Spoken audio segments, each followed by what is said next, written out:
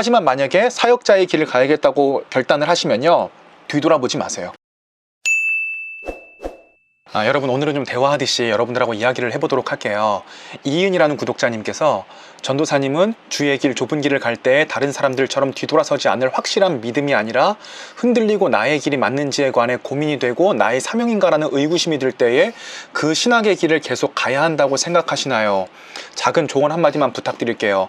이렇게 좀 궁금증을 남겨주셨는데, 이제부터 할 얘기들은 100% 제 생각이라는 이야기를 먼저 덧붙이고 싶고요. 저는 개인적으로 신학을 하는 사람들의 부류가 두 부류가 있다고 생각을 해요. 첫 번째 부류는 내 인생의 소명과 목적, 그리고 하나님의 부르심이 제도적인 의미에서의 성직자로서, 그러니까 목사로서 부르심을 받은 사람들이 있을 것 같고요. 저는 이것이 뭐 특별한 의미라기보다는 그저 매우 특별한 직분 중에 하나로 생각을 하고 있고요. 두 번째 부류의 사람들은요, 하나님을 더 배우고 싶고 알고 싶은 갈망이 있는 사람들이라고 생각을 하고 있어요. 그래서 저는 여러분께 말씀을 드리고 싶은 게, 꼭 신학이 특별한 사람들, 특별한 부르심을 받은 사람들만이 하는 것이 아니라 하나님을 더욱더 알기를 원하는 사람들도 충분히 신학을 할 수 있다, 이렇게 생각을 하고 있는데요. 한 가지 저희가 주의해야 될 사항은, 신학을 하는 과정은 굉장히 드라이한 과정이에요. 그러니까 지식으로 모든 것을 판단하고 판별하고 논리적 추론을 따라가야 되는 과정이기 때문에 하나님과의 관계에 있어서, 그리고 내 마음에 있는 충만함이 비교적 식을 가능성이 굉장히 많아지는 학문 중에 하나라고 생각을 해요.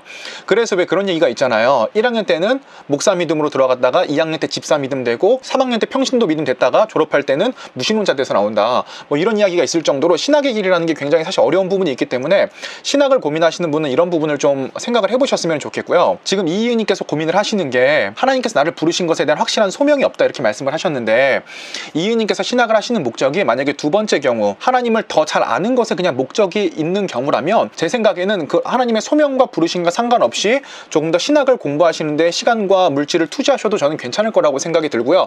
이제 문제가 첫 번째 경우인데, 직업적인 성직자로 부르심을 받았다고 생각해서 지금 신학을 다니는데 내적 확신이 없는 경우가 지금 가장 문제인데, 제 개인적인 얘기가 좀 도움이 될지 몰라서 개인적인 얘기를 드리자면, 저는 20대 때 동년배의 다른 사람들보다는 조금 이제 사회 경험이 있는 편에 속했거든요. 제가 여러 가지 일을 하는 도중에 느낀 것은, 저는 월급 들어온 날이 기쁘다고 느껴진 적이 단 한 번도 없었어요. 왜냐하면 저의 인생의 목표는 제가 일을 해서 돈을 버는 즐거움에 만족하는 것이 아니라, 뭔가 제가 조금 더 의미 있는 일을 할 수 있고 내 인생을 조금 더 투자할 수 있는, 내 인생을 불사를 수 있는 나의 인생의 소명과 내가 창조된 목적이 있다라고 생각을 했기 때문에 그렇거든요. 저도 이제 신학의 길을 오기까지 한 3-4가지 정도 굉장히 커다란 사건들과 저를 그쪽 방향으로 이제 인도할 수밖에 없는 어떠한 환경적 맥락들이 있는데, 에피소드가 1억 3천 개 정도 남았기 때문에 그 시간에 천천히 말씀을 드리도록 하고, 저는 이제 12년 동안 방황을 하다가 신학을 하게 됐고, 또 25살 때 신학을 하기로 결단을 하고 나서도 돌다리를 두들기고 내적 확신을 갖고 갔다가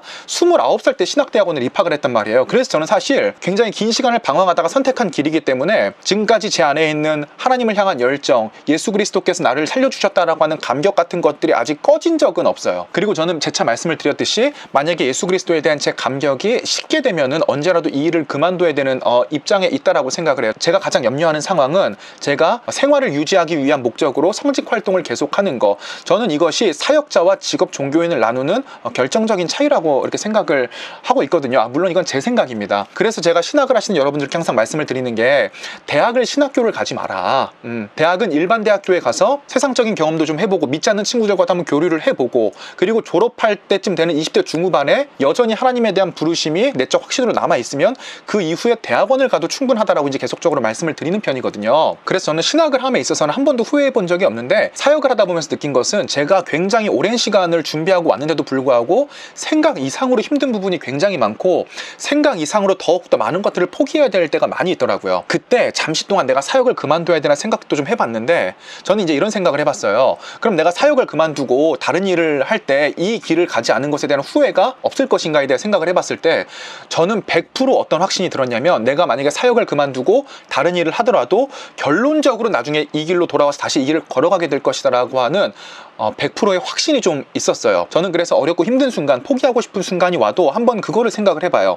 내가 과연 다른 길로 갔을 때 더 행복할 것인가, 사역자의 길을 가지 않은 것을 후회할 자신이 있는가. 항상 돌아오는 저의 내면의 답변은 노였어요. 제가 다른 길로 가더라도 다시 사역자의 길로 돌아오게 될 거면은 지금 이 길을 정말 최선을 다해서 가자, 이렇게 생각하는 편입니다. 그래서 이은님께 제가 말씀을 드리고 싶은 것은, 다른 길로 가셨을 때 한번 행복할까를 돌아보세요. 그리고 너무 고민이 되신다면, 지금 제가 생각할 때는 왠지 신학교를 다니고 계실 것 같은데, 학교를 잠시 휴학을 한 이후에 다른 세상 경험들을 해보세요. 아르바이트도 해보시고 직장 생활도 해보시고.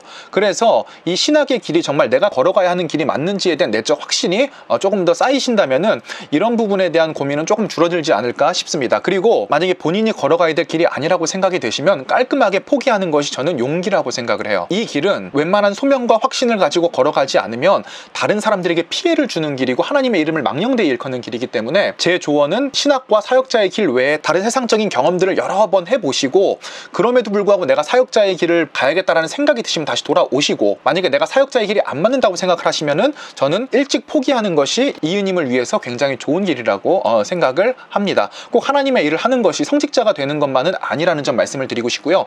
이은님께서 사역자의 길을 가든 사역자의 길을 가지 않으시든 얼마든지 우리가 하나님의 일을 하면서 하나님과 동행하면서 살아갈 수 있다는 것을 말씀드리고 싶네요. 하지만 만약에 사역자의 길을 가야겠다고 결단을 하시면요, 뒤돌아보지 마세요.